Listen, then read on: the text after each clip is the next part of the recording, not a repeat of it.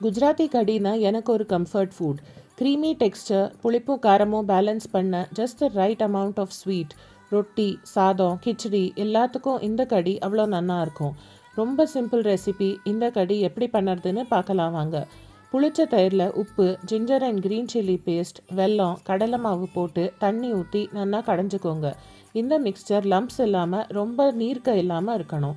கடி பண்ணுறதுக்கு பேனில் எண்ணெய் சூடு பண்ணி கடுகு, சீரகம், கருவேப்பிலை, பெருங்காயம் கூட இன்னும் கொஞ்சம் ஹோல் ஸ்பைசஸ் தாளிச்சுக்கோங்க.